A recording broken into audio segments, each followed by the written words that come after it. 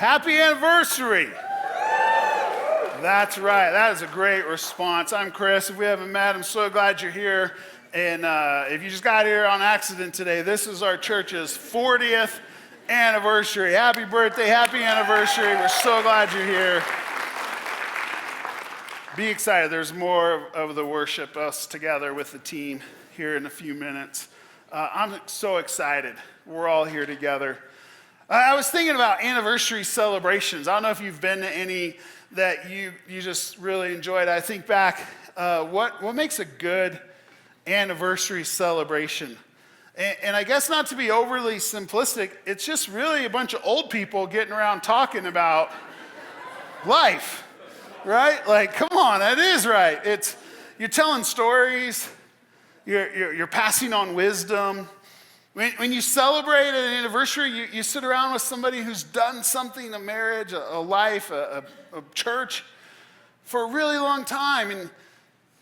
And you celebrate the victories, you mourn the losses, people who should be there, who aren't, all the things that just could have been different. You talk about them both. I think back in my mind, it's just this picture of my wife's grandparents. This is Christy with her grandparents, Jiggs and Frances Wilson, at their 70th wedding anniversary.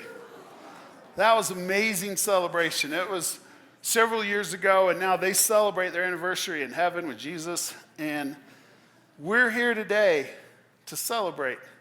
Well, what I think about Jiggs and Frances's anniversary was after the public portion of it left, everybody was done, just the family was together. And there was about 80 of us, their kids, their grandkids, great-grandkids, and we just told stories. And we just got wisdom as we listen to two people just tell us about the journey. I love the display we have on this wall that we're putting pins in the year in the lobby that you began your journey with CCoF, and maybe your pin's in this year. Our pin for Christy and I is in 2010. She came and visited this church many times when her sister and brother-in-law were the youth pastors back in the 90s, Trent and Kelly Renner, but our family joined in 2010. And so whenever it was for you, put a pin in that timeline. Check out this display. We got all kinds of stuff we're going to do to celebrate. But look at what David says, the psalmist in Psalm 71. He says, "As for me, I always have hope." This is David writing a psalm towards the end of his life, looking back, reflecting. He says, "I will praise you more and more.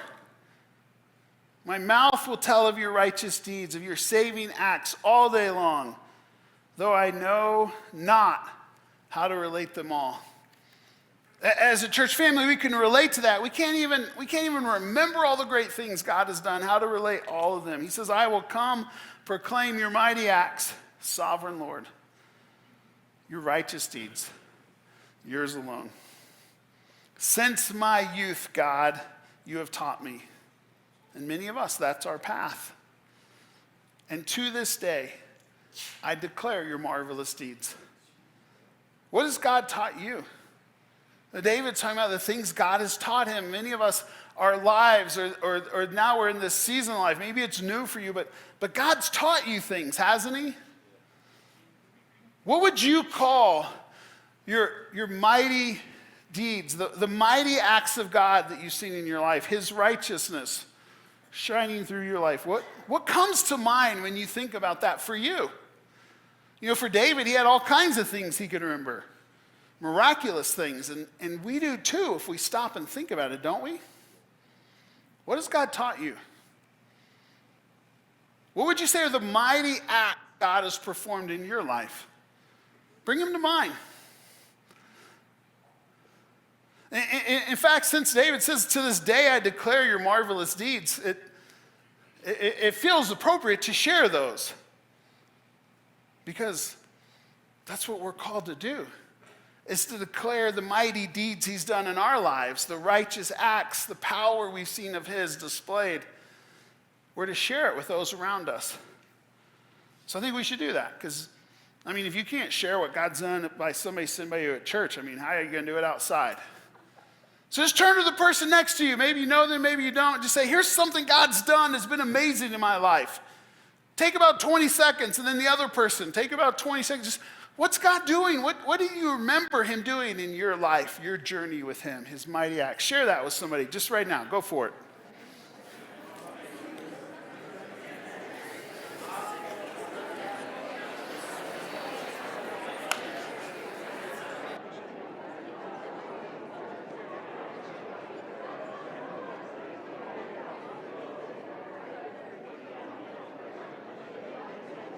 All right, make sure the other person gets a chance. Make sure both people.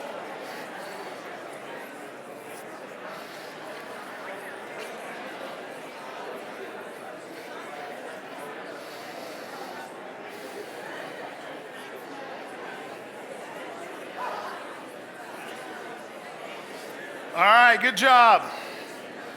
Look what he says next. All right, quit talking. That's enough. Good job. I know, I started. You guys are way more awake than the last group of people.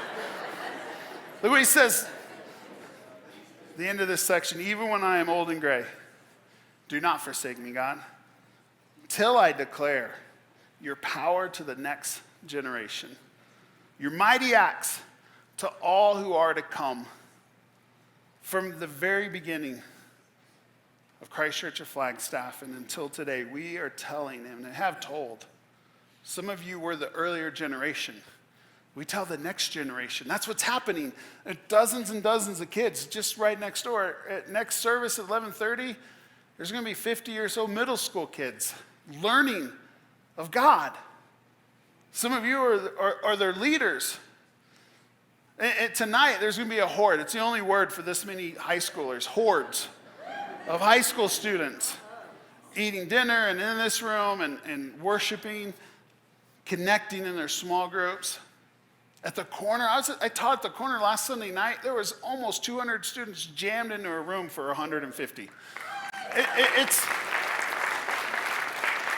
We are telling the next generation, we've always have it. We also tell those who are to come, our ones. Those people God has put near to us but are far from him. Those who are to come yet still into the family called Christ Church of Flagstaff.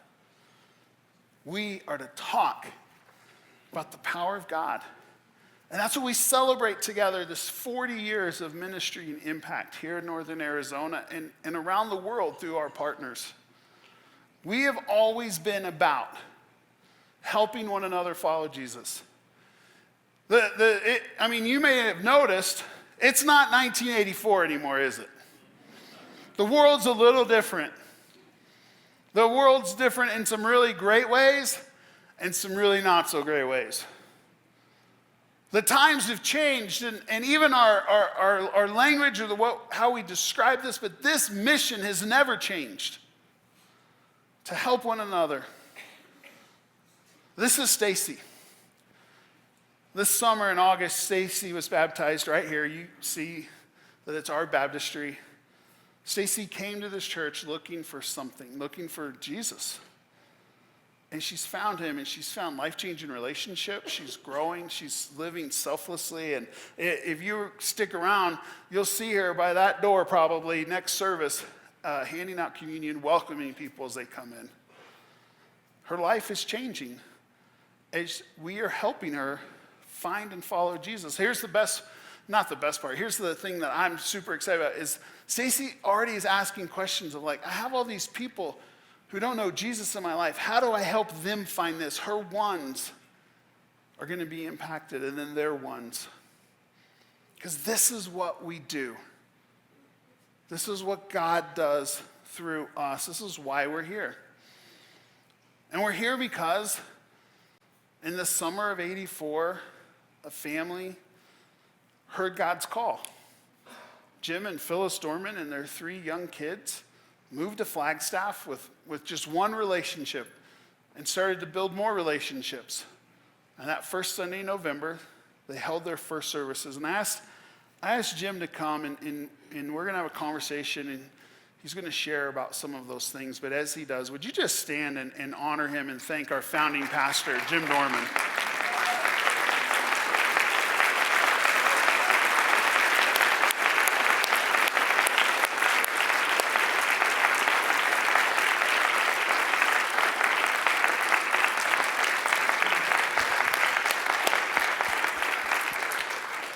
keep going, he gets a big head. Jim, thanks for being here. Thanks for asking me. Thanks for starting our church. You're welcome. Tell us about, I want to know, what was that first service like, those early days? Tell us about that. And what was maybe a little different than it is today? It was a lot different. 40 years ago yesterday, we had about 25 people come up from Christ Church the Valley. And we passed out brochures in 3 or 4 of the major neighborhoods here in Flagstaff. And the next day, we met in a facility. We rented a 2,000 square foot facility. If we close the doors while they're still here, what's on the other side is, that's what we rented. So if you want to know how big the first church building was, it was the largest building our agency had ever allowed a new church to lease.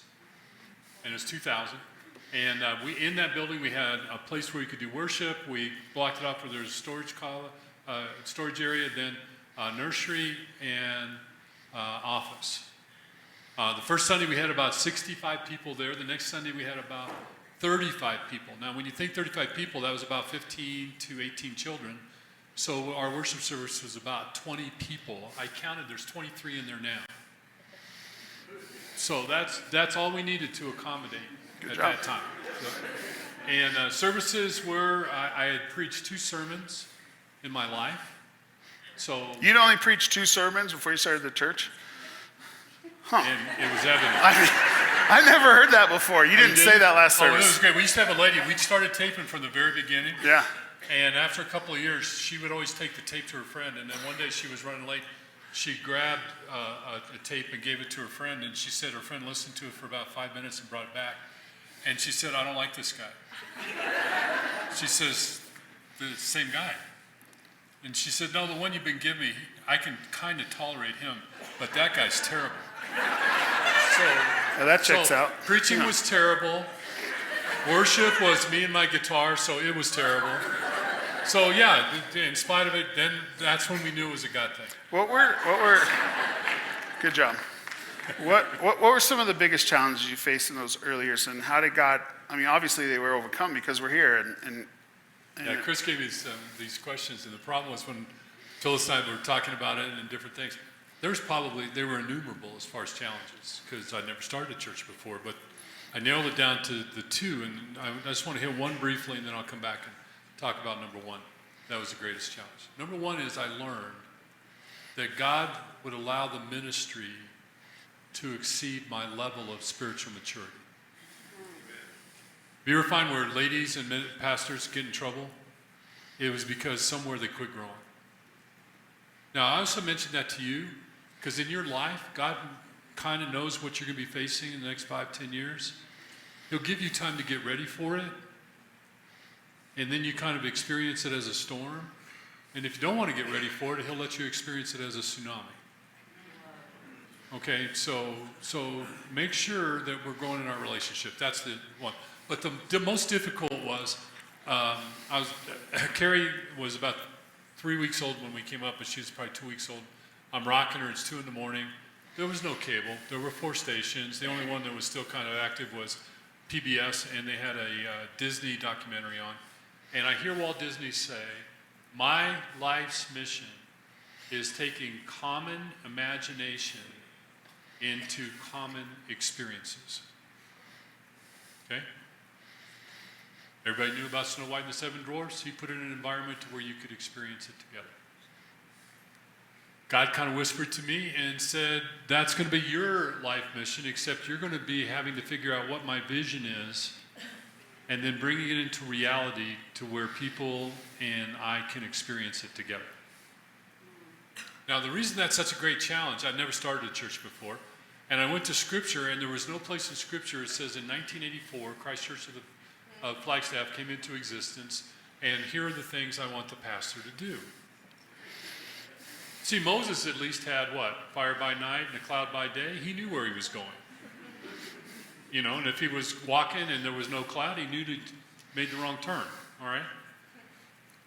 One of my favorite cartoons I used to have up in my office was 2 football teams are playing, and one's on the 2-yard line, and the clock's running down. There's 5 seconds. They said, it's going to take a miracle, and then you start seeing the hand of God riding on a cloud, and it's a football play. And there were times I would walk outside seeing if there's anybody writing anything on clouds because I wasn't sure what to do next. I mean, there were things that came up. Do we lease a building and continue to lease, or do we start leasing a school so we can save money and hire staff and that we can reach more people? You know, when we bought this land, there was no road. Solier wasn't here. There was no connection to it. We got permission from Canyon Chapel. We could drive across their parking lot to get here whenever we built. So we didn't know. Then we merged with First Christian Church. Okay, is God telling us to sell the land and meet up at 306 West Cedar? See, there's not any of those. And so the biggest challenge was to figure out a process to where we as a people could hear God's voice and trust it enough to move forward to the next level. Yeah, that's good. By the way, that started in 1984. You just finished it with unfinished. Same process, right? You're going to find out a little bit later, right? I think so. Yeah. And one of the final stages in that process are the people behind it. Mm. Then you don't know until you implement it. Now, when you did the corner. I don't believe you when you say 5 seconds. Okay. Go ahead. Yeah. That took 5 seconds. Yeah. When you did the corner, some of you weren't sure that maybe that was the right thing. Right. And that's okay. You should always question that. And then pray about it. And then you find out what you just heard, it was the right thing. Mm. See, this is when you start knowing you're on the right track. But all the steps behind that, you don't know until it's too full. What are some of your favorite memories from those early days? Things you just look back and go, My man. favorite memories are you guys. It's all the people. Yeah. You know, it's when you're bringing the ones and they become Christians. Have you ever had to introduce Christ to somebody and just see the change in their countenance? Those are all the memories that I go. Or when people take their next step and you find that, I have friends in this ministry, they wouldn't get God 10 cents before they became a Christian. And I know they wrote 5-figure checks after they became a Christian. And the growth that changes in their lives. I can remember praying with our team that we wanted to partner with ministry partners and mission partners that were going to do great things. There were all kinds of great missionaries, but they were just kind of working with 10, 12 people, and that's what they were going to work. No, we wanted people that were going to do things. So we started partnering with Amore. Anybody know what Amore is? We started partnering with Amore before they built their first home. Yeah. Those are the partners God brought to us. I'm pretty sure, Jeff will correct me because the jungle drums will get down to it. Okay, that I'm talking about him again. I'm pretty sure we partnered with them before they sent their first missionary. Now they send missionaries all over the world. See, the partners that God answered have been a part of it. So all the memories of watching people grow and mature and have impact on the city and impact on the world, those are my memories. Those are my favorite thoughts. Yeah. I sent you a question. I knew you wouldn't answer the way I sent it. But I still want to ask it. And if you could summarize God's faithfulness in one word, what would be the word? Well, our people in the 84 group are the reason that you guys sometimes have struggles in the 2024 group. In 40 years, like any church, we could tell you that God has always been faithful. We weren't sure sometimes. It would have been nice if you had showed up last week, and why did you make us wait another week or whatever, but he's always been faithful. I mean, he's met every need, he's been a part of it, and you'd expect me to see that. Here's the greatest thing that God has been faithful at in my life, and it was my little fear, but I am so glad he's being faithful in your lives as well. He never let us settle to just be a church. Mike Timpany's here. Remember, Mike, when you asked me to speak? Mike was a pastor of Lamb of God. I went, if you guys wanted, they just went into a new building and they did things. I said, if you just wanted to have a church and a nice building, you're done. But if you're here like you say you are to reach a city, you're just starting. You see, we didn't build Christ Church to be a church. We were a church from 1984. God put upon our hearts to reach 1984, to begin to reach Northern Arizona and he never let us settle. We didn't stay in that building. We didn't stay at school. We didn't stay on there. We couldn't settle with the children's auditorium. We couldn't settle with this. We couldn't settle until we got the property next door, and we couldn't settle now until we got the corner. And so, just want you to know. Remember Moses and the people that he sent into the land? And some people came back and said, "I'd rather settle because the giants are too big." And Joshua and Caleb said, "We don't settle. We trust in God's power, and we go where he wants us to go." So, sorry. We've been praying for 40 years that he won't let you settle to just be a church, and it looks like he's not going to let you. Yeah. And to me, that's his greatest faithful movement in our lives. I love that. I love that.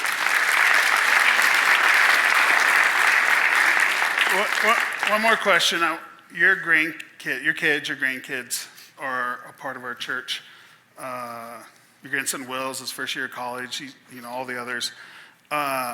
What does it mean, and what's the impact our church has had on your kids, on now your grandkids? You wanted us to be multi-generational all those years, and that's just what we're seeing. What impacts that had? Yeah, I want us to be multi-generational. When I traveled with Manhattan Christian College, I went to over 150 churches, and 125 of them looked like this. They either had no hair, gray hair, or blue hair. Blue hair is cool again. Okay. It's coming back. I'm not picking on gray hair. I wish I had more of it. So I'm not picking on it. I'm just saying is they were one generational when they started the church, and they were one generational when the church died. And we pray to be multi-generational. Now back then, we were two generational. We had mostly parents and mostly kids. What we didn't know is could we become multi-generational to where our grandkids would be here. Yeah. So I sent out a text, used I sent it to our children, to the wonderful people they married, and our grandchildren. I talked to each of the grandchildren. And here's their responses. Now, when they say that they finally went to a church they liked or something like that, they are probably the ones that married into the family, okay? Every member of our family was baptized, one of our families said. I have been able to be a part of a multi-generational church unlike the church I grew up in. We have friends who have become chosen members of our family. It's been a joy to see how CCoF has impacted my spouse and each of our children. Helping others follow Jesus is what our church is all about, and it's been great to be a part of a church where that's the most important focus. I was baptized here. I watched it grow. I'm proud of my folks and remember the camping trips and potlucks when we were first starting out. We were married here. CCoF is the first church I ever enjoyed going to. We remembered participating in and watching our kids participate in Christmas services. We love camp. It's the greatest. We love going to more trips and seeing and touch other people. Many of our extended family members have been baptized at CCoF. The student ministry programs have helped our children explore their faith and make connection with friends. I grew up in CCoF and I love the people. It's been my second home. And believe it or not, the list went on and on. And so what I realized when I heard back from my kids and grandkids, we'd become the multi-generational church I'd hoped we'd be. And if I could just finish as, now I want to talk to you as someone that's really old that comes here. Not your pastor, not the founding pastor, just an old guy that shows up here. But I want to recount a conversation I had with my daughter. Dennis and the team, don't they do a great job in worship? Well, back in 2000, we did a great job in worship. I want you to know, we didn't play one song they play today. And they don't play one song we played then. So I asked my daughter, I said, gosh, we've been working hard, we're trying to be cutting edge, we want to be the contemporary worship, we want to be a part of it. And I was still playing guitar, and she looked at me, and I could tell she's working through her head. Does he want me to tell him what I think, or what he wants to hear? So I said, how are we doing? And she said, Dad, you want to know the truth? And I go, yeah. She said, you sound pretty good for an 80s band. So, the worship you're doing today and the songs you're singing, when those young people grow up and they're singing, whoever's up here is not going to do one song you're singing today that you love so much okay? And they're going to be doing songs that you've never heard of. And if you ask them, they'll say, yeah, your team, they were really good for a 2020 band. Because it's 2040 by then. And so one of the things I'm going to tell you, as you grow and as you stay here, if you want your grandchildren to stay here and grow and meet Christ and marry and be a part of it, you're going to have to participate in and fund a ministry that you may not prefer in order to baptize your children and for them to baptize your grandchildren. And all I can tell you is I greet in children's, and I see it happening today like it happened when the 80s band was playing. I go to high school. I'm a coach for our autistic grandson, and I see the 100 high schoolers that are there and being mentored, be a part of it. I hear about the 200. My grandson can't wait to go to middle school class. I just want you to know, keep funding and keep participating in a ministry that's multi-generational. You'll never regret it. I love that. And don't turn it off yet. I just so appreciate you do serving kids. You wear the green shirt well, you know, the kids volunteer shirt, and you're a model of that. And you and Phyllis both have been so encouraging and serving and putting up with the music and all the things. You know, it's how we get here. It's how we've gotten here. It's what we'll have to continue to do. Now that I'm 50, I'm starting to relate to more of that perspective, and can't wait for that next generation that is coming. Thank you for that. Thank you for all the things. And I know there's a couple of special people you want to acknowledge. Can you do that are here kind of joining us? I'll jump in the ones you forget. Right, and they're friends of Chris and I as well. But Mike, you want to stand? Mike Tenpenny was a fellow pastor here in town. Really was a great influence on my life. Why don't you know that? Don Allen, where's Don? Don and Karen Allen pastored First Christian Church when I came to town. Roger and Nancy Storms, where are you guys? There you are. Roger and Nancy had a tremendous impact on Chandler. I was going to Casa Grande, that's where my uncle lived, so anyway, Chandler, and just had a lifelong impacting ministry and a phenomenal transition as well. Our state was so blessed to have leaders like this, and thank you for welcoming them. Yeah. Did I miss anybody? That's it. Okay, great. Thanks. Get out of here.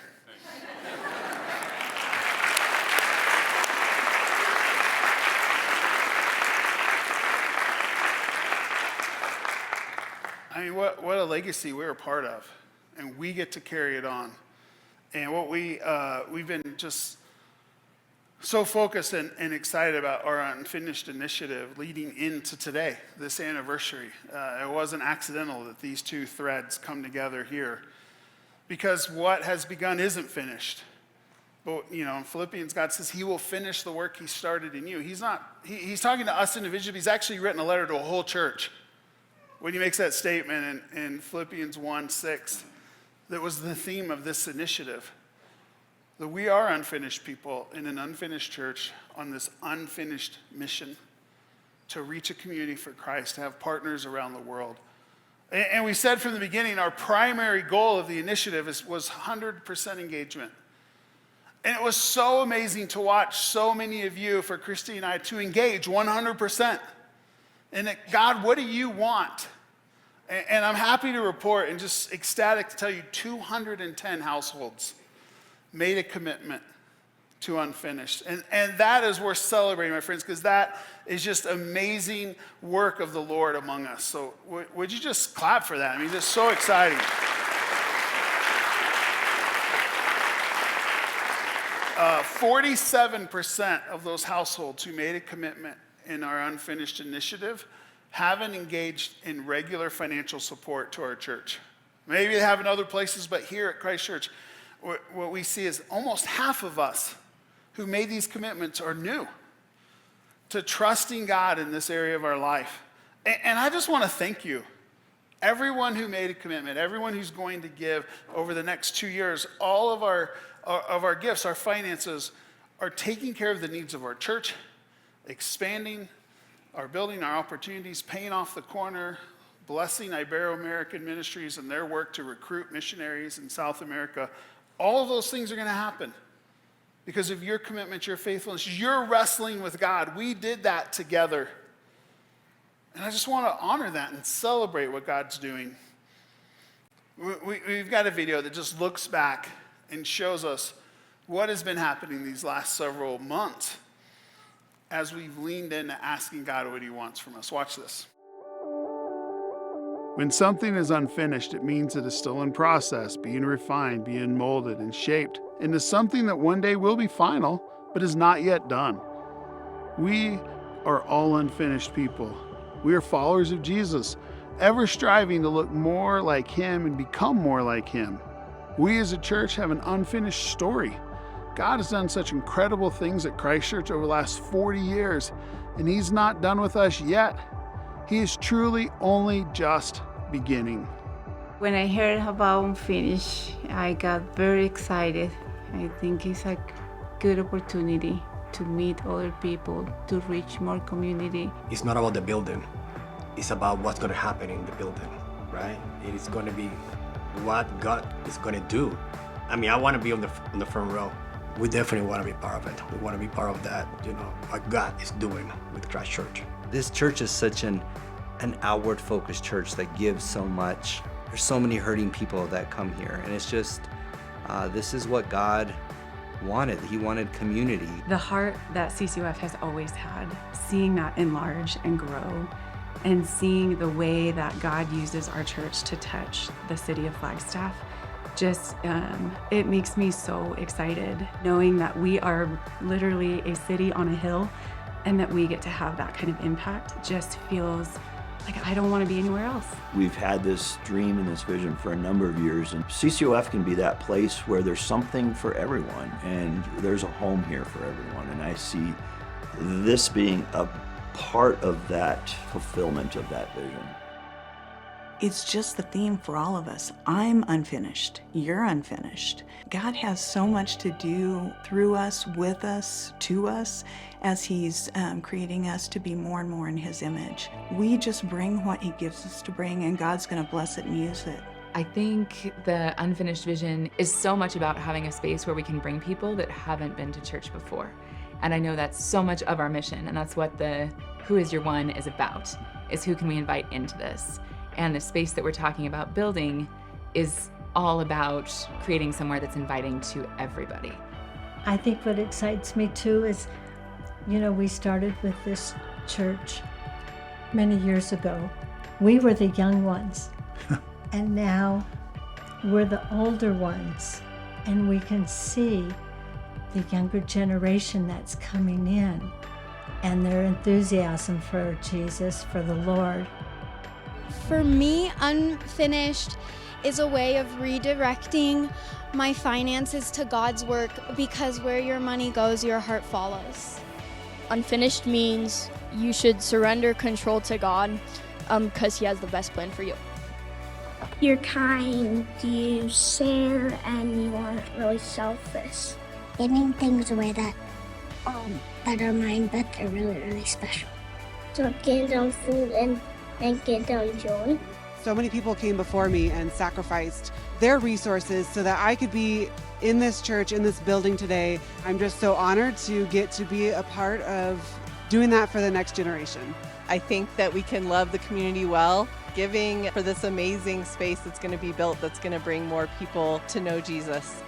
Nothing we have is really our own. Everything that we have is the Lord's. And so we're just giving back to him what he's already given to us. Several members that we know here at church gave 20 or 30 years ago so that our lives could be impacted and our kids' lives could be impacted. And now we have a chance to do that for future families. So we're pretty stoked about that.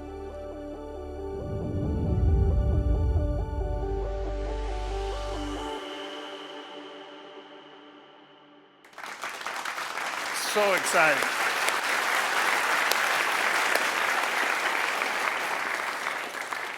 if you weren't here, you want to grab some of the materials, we still have them. You can go to the website. But we had a goal of 100% engagement. We also had a secondary goal of commitments and expected giving. And our goal, if you were here with us, you know that our goal is that we would have commitments and gifts of $7.5 million over the next 2 years. And the experts that we talked to, a lot of us go, man, that's a stretch. And it was. It was not like no-brainer goal. It was a stretch. And I'm just so ecstatic to tell you that our gifts and commitments have come in at over our goal. And that's just amazing.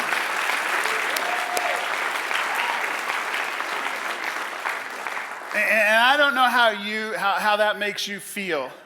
People first service were like, I had no idea we were going to do it. But here's our response, right? Like going back to what we looked at in Psalm 71.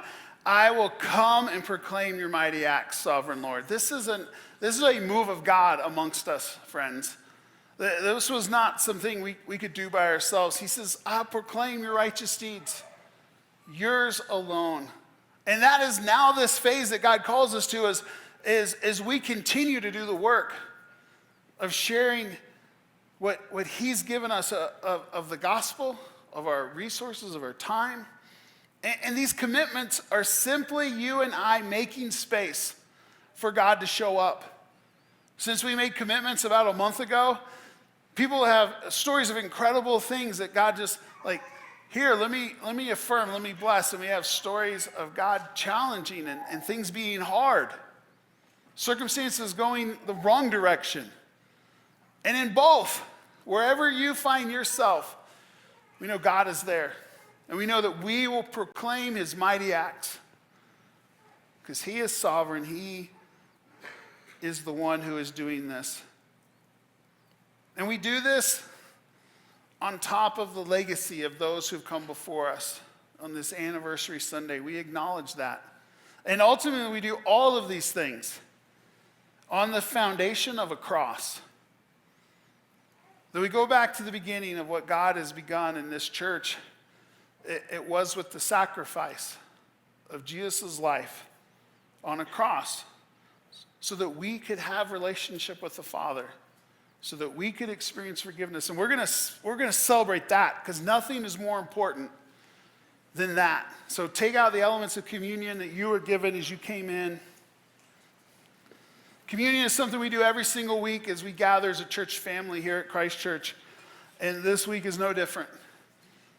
If it's something you want to participate in, this is the Lord's table. This is his supper. It's just open to all who want to. But if it's uncomfortable, it's not the right day, or it's just confusing to you, you don't have to. We'd welcome conversation and understanding to help you with that. But we take bread to remember his body given for us. We take this juice to remember his blood, the price for our sin. And we do so acknowledging that all the things that are happening in our lives, the mighty acts of God, all the things our church has the privilege that we do together, are on the foundation of Jesus' sacrifice, his death, his burial, his resurrection. So friends, let's take this bread, remembering his body given for each of us. We take this cup of juice, remembering his blood, the price of our sin. Jesus, we thank you. And we thank you that you have made us to experience more of you, more of this life with you, and to share this with those you've put around us. We thank you, Jesus, in your holy and precious name. And everybody said, amen.